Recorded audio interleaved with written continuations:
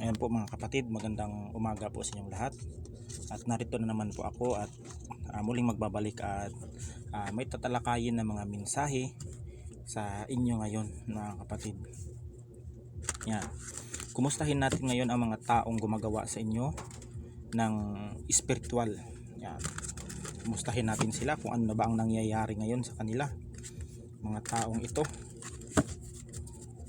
Kung ano nang sitwasyon nila ngayon.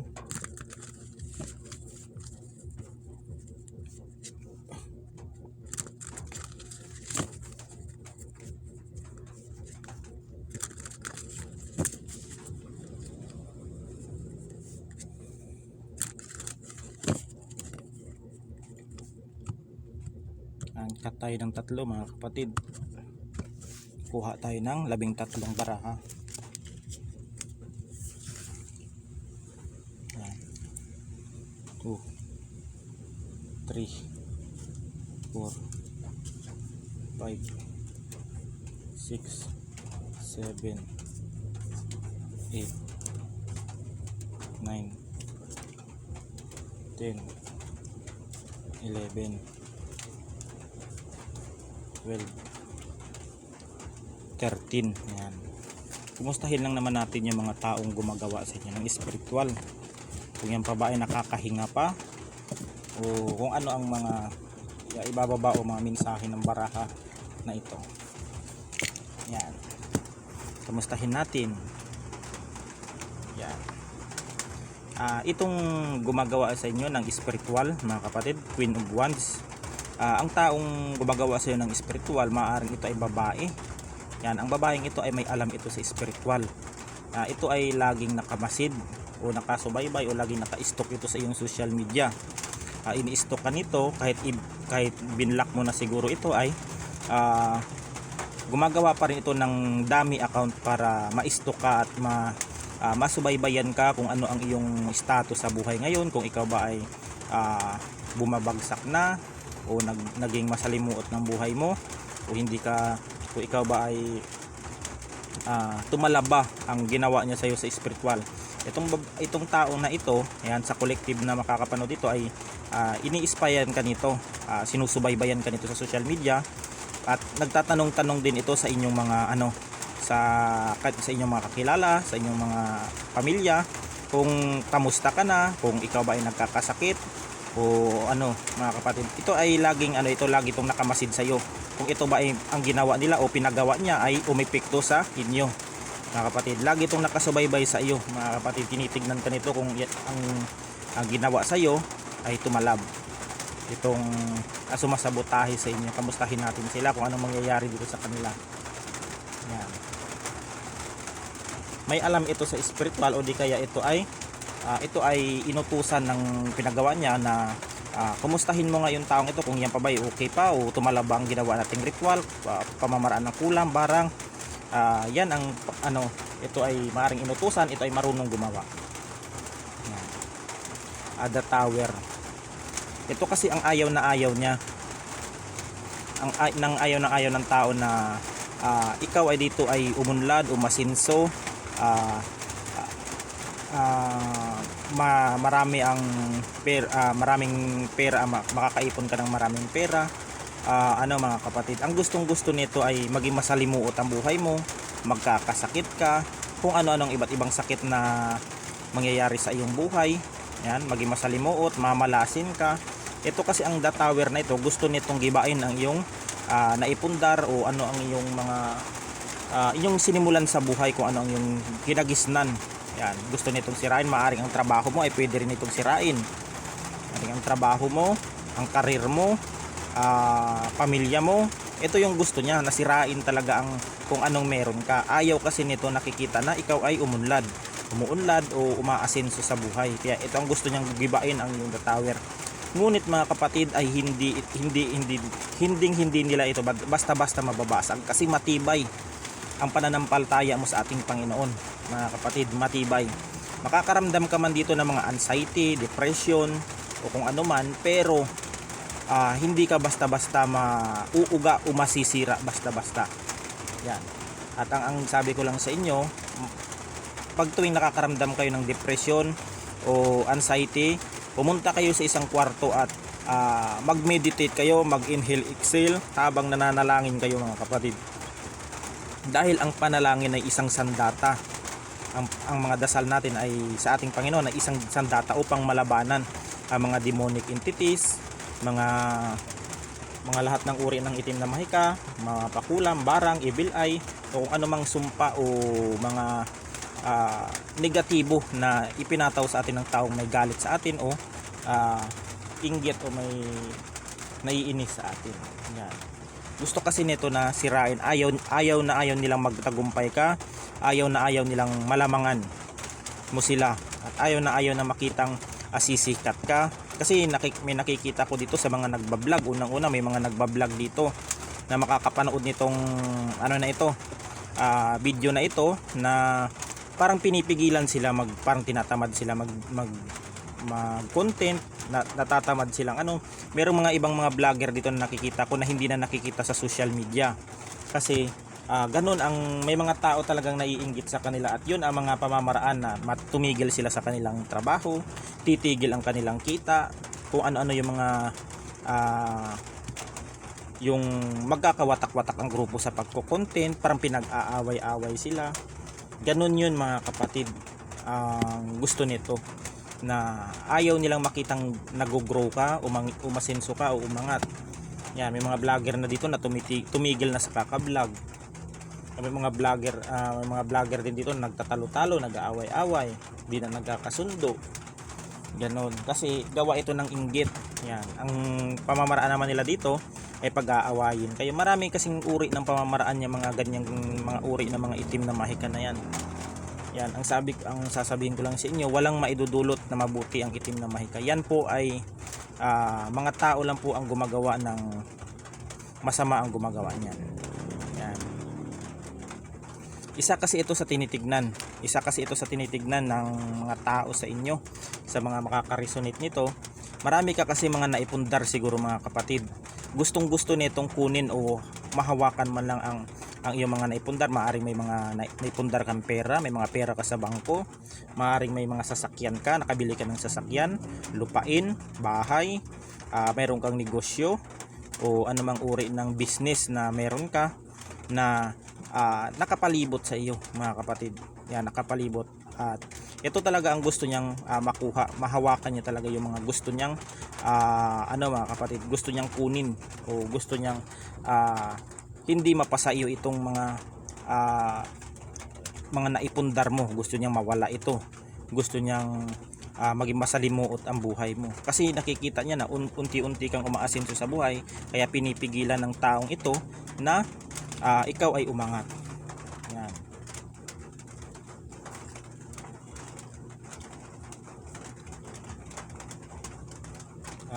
Five of Swords.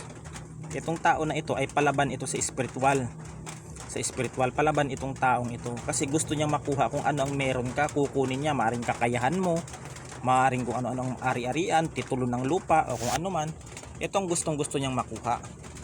Ang taong ito ay sakim ito mga kapatid. Ang gusto nito ay gusto niya makuha ay pipilitin niya talagang kunin ang mga bagay na hindi dapat sa kanya. Sakim itong taong ito. Gusto niya makuha yung mga kung anong meron ka. Gusto niyang nakawin, maaring ang kakayahan mo sa spiritual, hinihugupan ka nito ng enerhiya, lakas mo sa spiritual, hinihigupan ka nitong taong ito. At palaban ito mga kapatid, itong taong ito ay tahimik lang itong nakamasid sa iyo, pero binibira ka nito ng patalikod. Yung tipong sa spiritual ay patraidor ang birada nito ng taong ito mga kapatid sa mundo ng spiritual.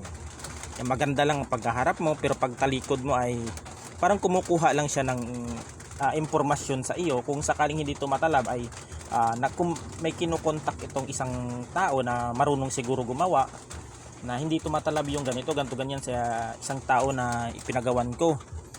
Taas-taasan mo yung pamarusa o kung ano, sirain mo ang isip, kung ano-ano yung mga magiging tamang hinala, maging paranoid, kung ano-ano na lang yung takot lumabas ng bahay, parang ayaw na makita makihalubilo ka sa iba. Ganun ang pamamaraan ng taong ito sa iyo. Yan. Itong 8 of coins. Yan, ito sa isa na aayawan niya na baka ikaw ay magkaroon ka ng big sum money. Yan, malaking pera. Magkakaroon ka ng malaking pera o di ikaw kaya ay umasenso ka, maaring makakatanggap ka ng malaking pera maaring sa kapatid mo, sa kamag-anak mo. Ito yung ayaw niya na makita na makakahawak ka ng malaking pera. Yan. Itong 6 of coins. Gusto kasi nito siya lang ang meron tapos ikaw lang yung wala.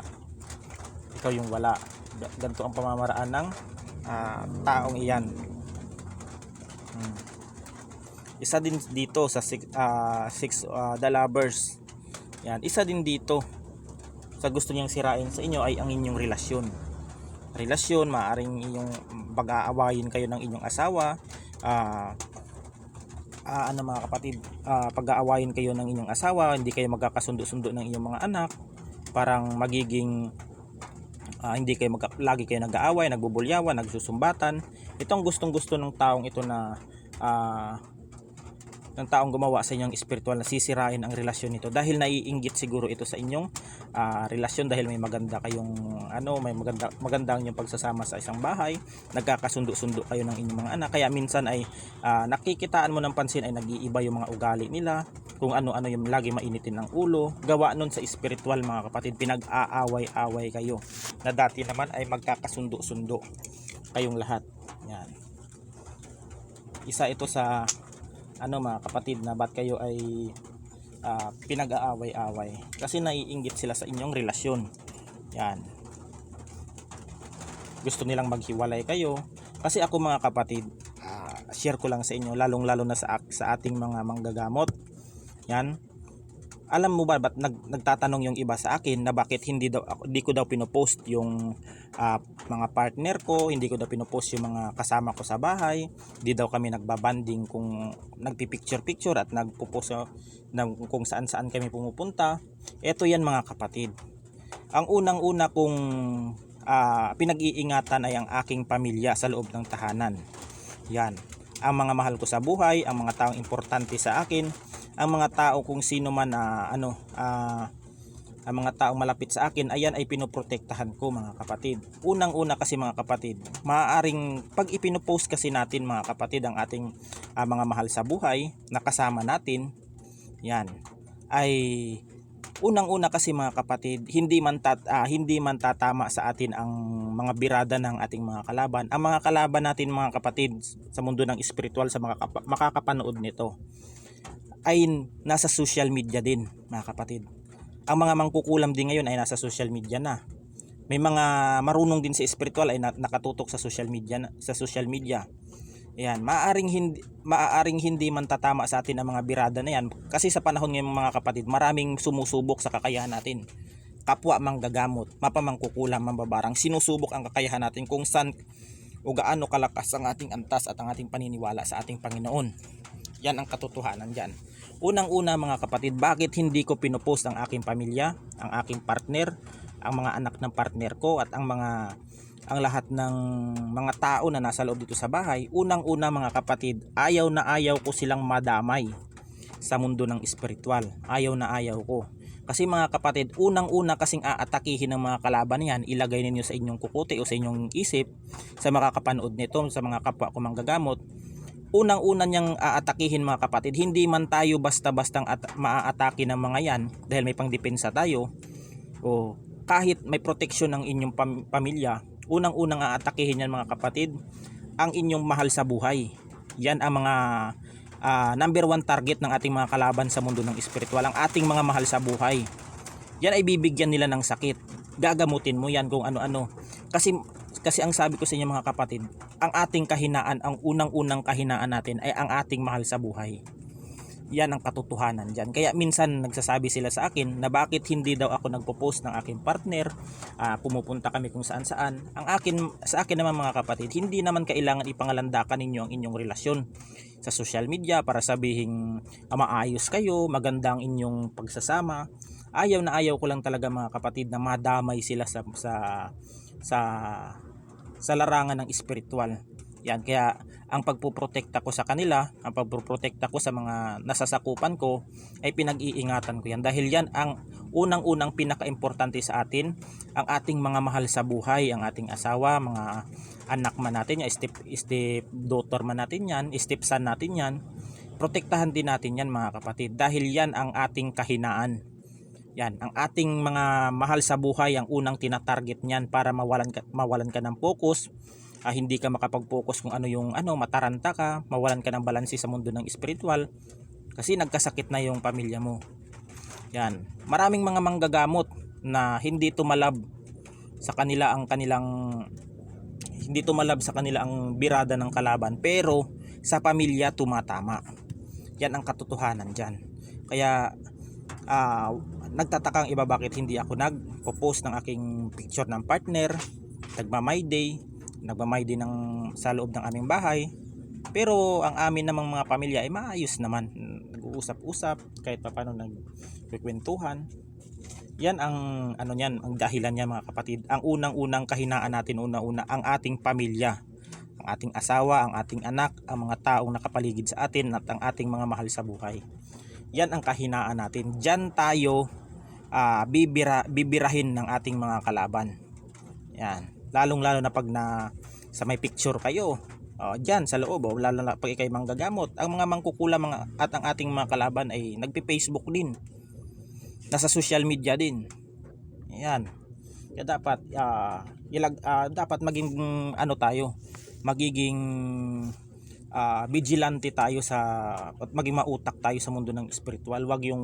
Hindi naman natin kailangan ipangalandakan na kailangan ipakita sa buong mundo na maging masaya ang inyong pagsasama, maayos ang sa inyong pamilya sa loob ng bahay. Mas maganda na i-private ninyo ang inyong pamilya.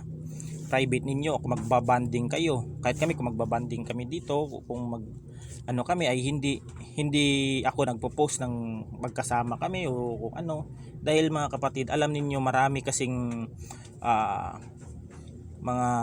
ang kalaban natin hindi lang spiritual, ay meron ding physical mga kapatid.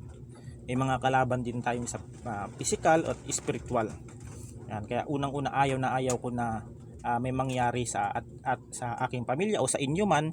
Siguro magiging aral ito sa inyo kasi maraming manggagamot na namatayan ng mga kamag-anak, ng mga kapatid, ng mga kung ano, dahil yan bumalandra.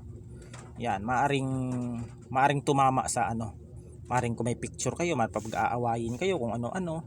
Kaya ganun ang pamamaraan ng mga ating mga kalaban. Yan ang unang-unang sisirain nila, ang pamilya, para mawalan ka sa focus, hindi ka na kung ano-ano. Kaya dapat maging maging maayos at maging maingat tayo sa ating galaw sa mundo ng spiritual. Ayan.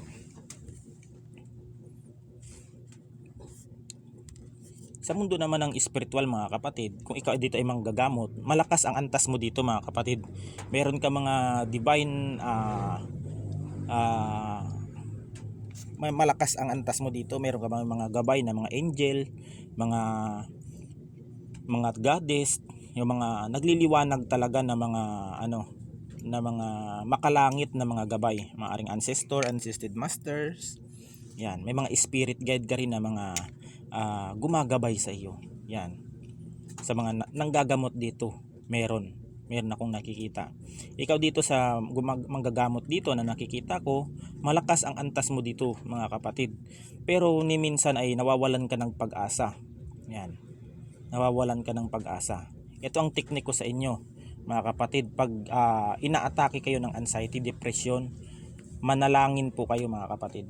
Pumunta po kayo sa sulok. Yan.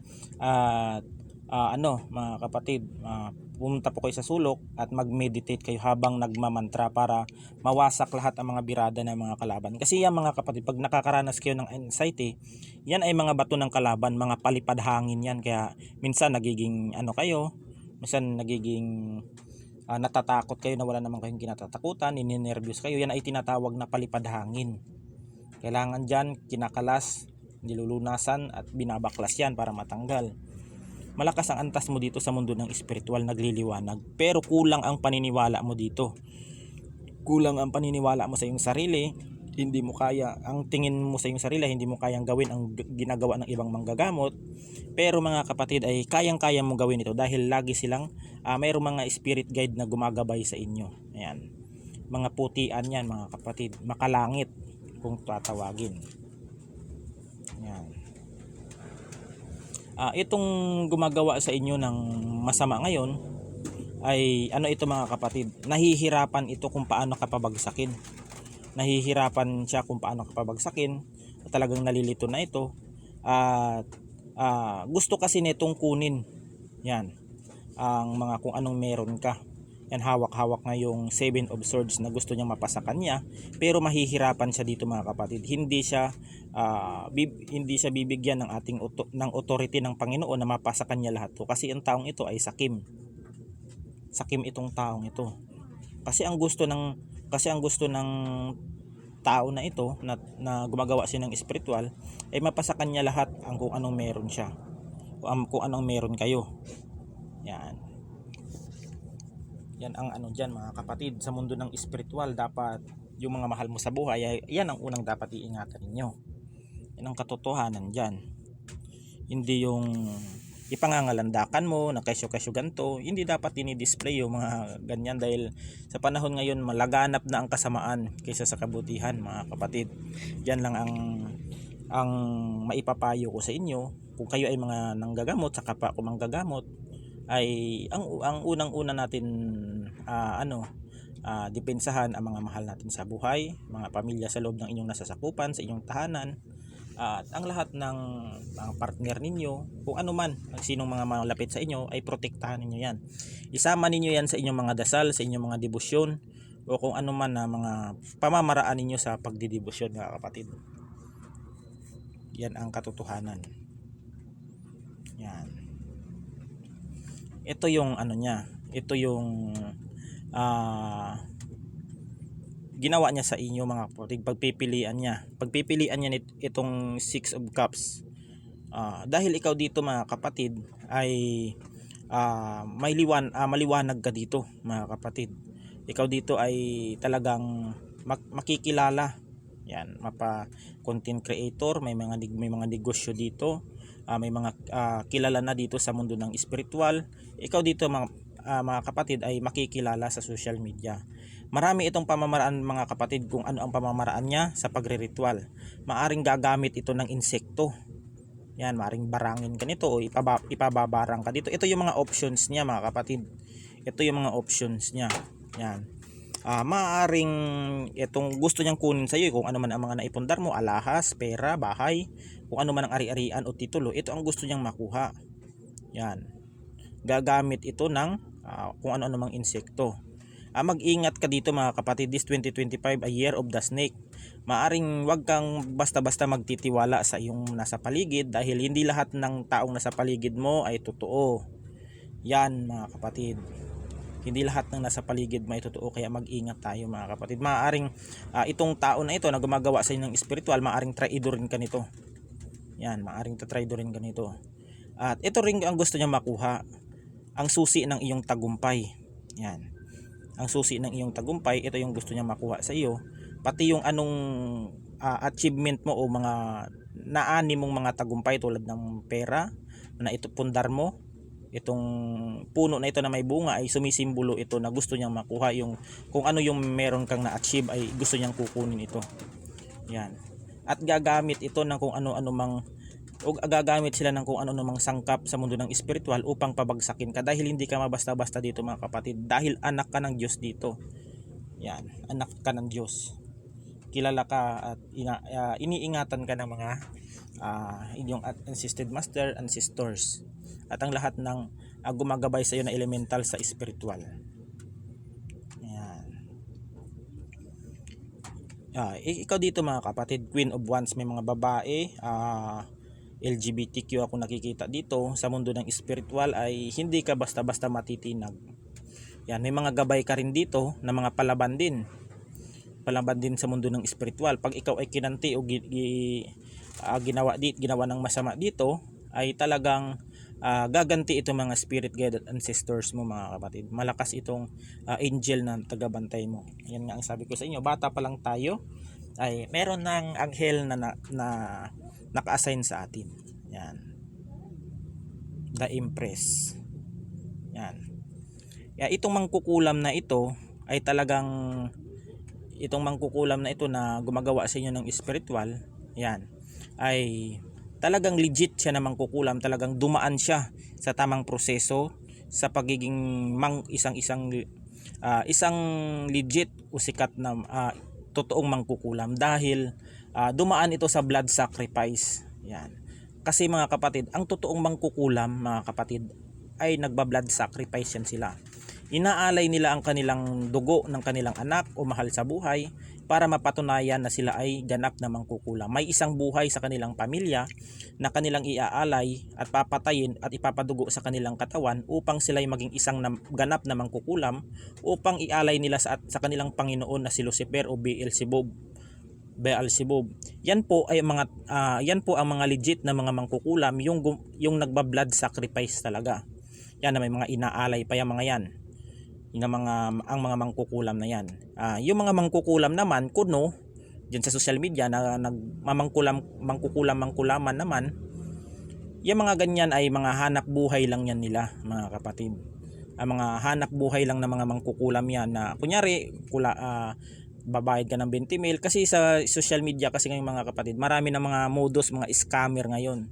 Yung mga tao namang mahihina ang utak at makikitid ay kakagat naman doon.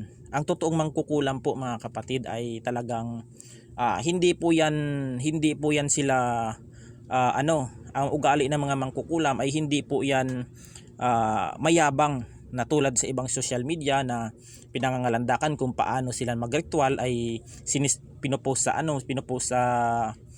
social media, sa mga Facebook nila kung paano sila mangkulam. Yan po ay mga lang yan, mga kalimitan panakot. Pero ang legit po ng mga mangkukulam, mga kapatid, ay disiplinado din yan sila, mga kapatid. Maingat din yung mga yan, yung mga mangkukulam na yan.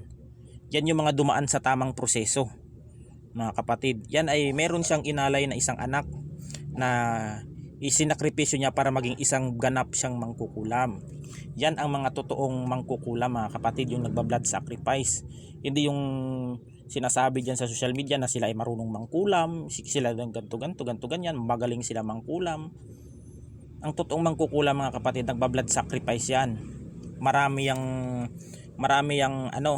yang isinakripisyo o pinag-aralan. Yan ang totoong mangkukulam.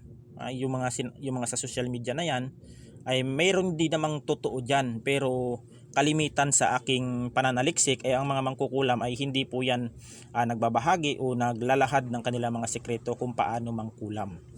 Yan ang katotohanan diyan. Ako ay manggagamot ako, pero yung mga yun yung mga naaaurahan ko kung paano sila magiging isang ganap na mangkukulam. Ayan. Yung mga ganyan, yung iba na sinasabing kukulamin kita, kesyo ganto, kesyo ganyan, marunong ako mangkulam. Yung mga ganyan, mga kapatid, mga panakot lang yan. Panakot. Kung ikaw naman ay matatakot, madidepress ka, di ka na makakatulog, magkakasakit ka. Mauuwi sa physical dahil sa tinakot ka ng Kasi ang mga mangkukulam, mga kapatid, tahimik yan ang mga mangkukulam yan. Hindi yan mayabang na pag may kinulam sila, pinopost nila sa social media na kesyo ganto, yan yung mga kinulam nila. Hindi ganoon ang mga mangkukulam. May mga disiplina din yan kung paano mangkulam yung mga demonyito at demonyitang mga mangkukulam na yan.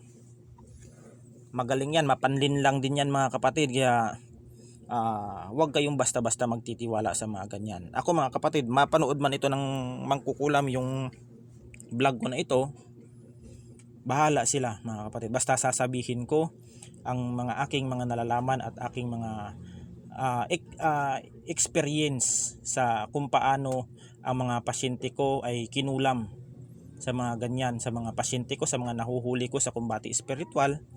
Diyan ko nalalaman, mga kapatid. Meron din kasi kwento ko rin sa inyo, mga kapatid. Ewan ko kung nakwento ko to sa inyo dati, yung isang pasyente ko na may pinakulam siya na kanyang kagalit. Yun, mga kapatid, ang laki na ng kanyang ginastos sa pagpapakulam doon sa pasyente. Yung pasyente na yung pinakulam niya, hindi niya basta-basta Hindi niya basta-basta mga kapatid, hindi niya basta-basta mapatay yung ano na yon, yung pasyente na pinakulam niya. Dahil meron siyang meron siyang may depensa, meron may manggagamot din na tumutulong sa kanya. Yung pasyente na yung kanyang pinagawa dun sa mangkukulam na yon, mga kapatid. Hindi mapatay-patay. Ay mga kapatid, yung mangkukulam na yon humihingi ng pera.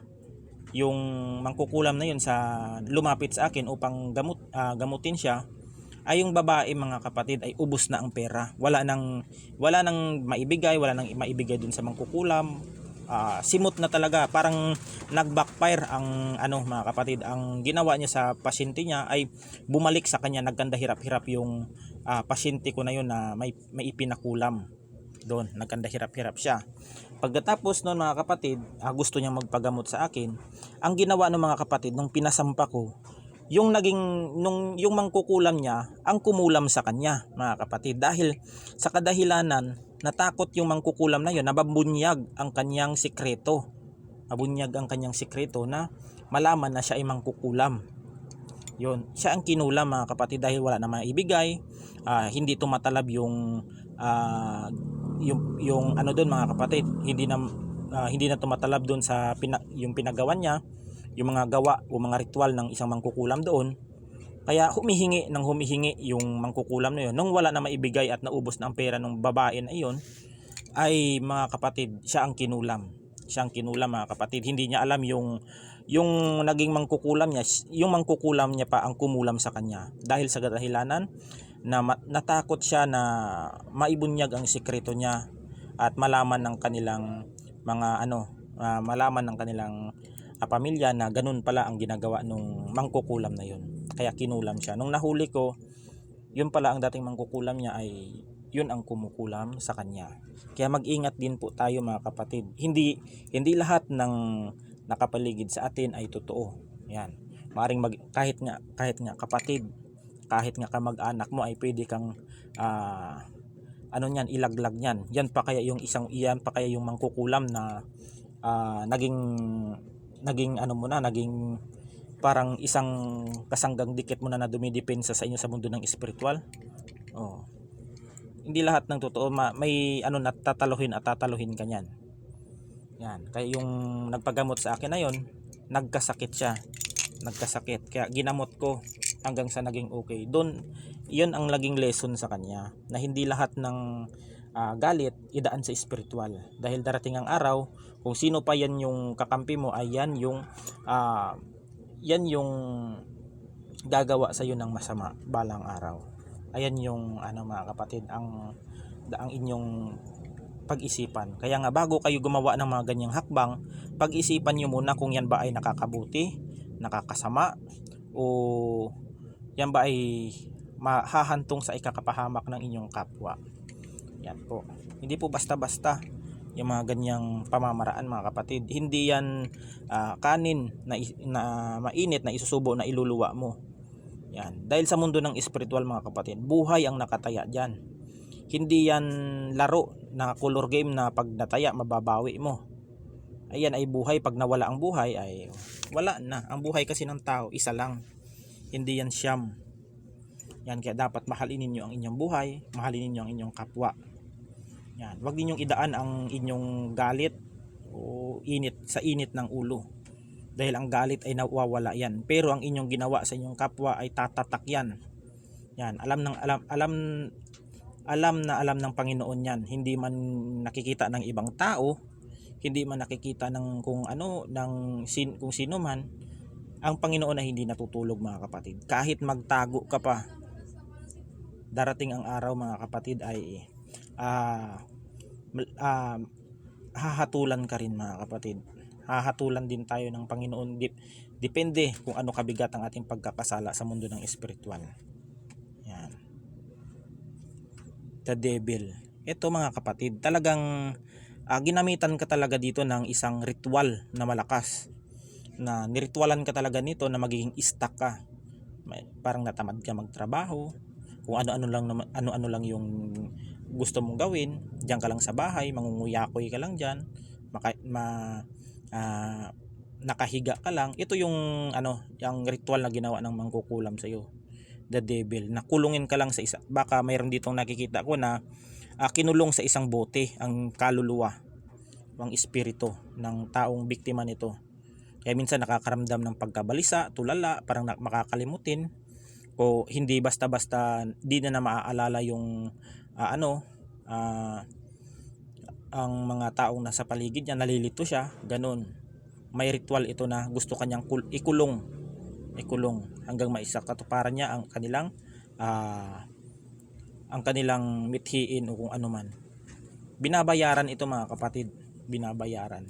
Maaring tinuturuan din ito kung anong pamamaraan. Meron din iba dito na dinadaan sa pagkain. May iba na binubulong, may iba na iniihip. Kaya minsan nagkakasakit ang tao.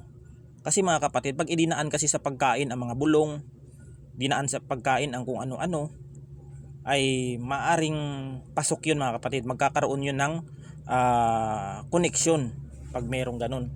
Kaya ako mga kapatid, kahit saan na hindi po ako kumakain sa mga handaan, simula nung nanggagamot ako at nalaman ko kung ano ang mga pamamaraan ng mga gumagawa ng masama na yan, ay naging maingat ako sa pagkain, sa pakikihalubilo sa tao, sa mga taong mga kapatid, sa taong nakakasalamuha ako. Nagiging maingat ako dahil hindi natin alam yung mga kaharap natin, may mga alam din yan sa espiritual. Di natin alam yung mga kaharap natin ay may kung ano ang mga intention yan sa inyo. Yan. Kaya dapat maging maingat tayo pag tayo ay manggagamot. Dahil merong iba dyan, kahit nakatulong tayo sa ating kapwa, merong mali na masasabi ang mga yan. The Star. Ikaw dito mga kapatid ay makikilala ka sa iyong trabaho. Maring may mga artista dito na makakapanood, maring mayroong OFW, mayroong mga sikat na mga negosyante dito. Mga negosyante, mga businessman, businesswoman, may mga negosyo. Yan, may mga nakikita ako dito mga makikilala sa social media na sa mga vlogger, may mga makikilala dito. Ito kasi ang mga kinakainggitan nila, kaya meron talagang may mga tao talagang gumagawa ng ganun ng palihim. Yan. Kaya mag-ingat din tayo mga kapatid, dahil hindi lahat ng tao sa mundo natin, lalong-lalo na ang kaharap natin, ay di natin alam kung ano mga intensyon niyan. Yan. Kaya dapat magdubli ingat din tayo. Yan lang naman ang ano ko sa mundo ng espiritual. Kaya namumuo ang inggit, galit at puot na yan, dahil sa inggit ayaw nilang makitang nagtatagumpay ang iba. Gusto nila itong harangin, gusto nila itong sirain, gusto nila itong mawalan ng saysay ang buhay ng taong nagsusumikap. Yan kasi ang unang-unang target ng mga taong mga siraan na ang pangarap nila sa buhay. Yung mga taong nagsusumikap at gustong umasenso, yan ang pinagtutuunan nila ng pansin na gusto nilang mapabagsak. Yan kasi gusto nila sila lang maging damay-damay sila, na maging masalimuot din ang buhay ng mga taong nagsusumikap. Yan. Pero hindi ito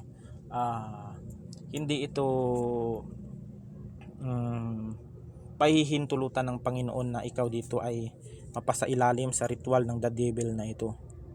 Hindi ito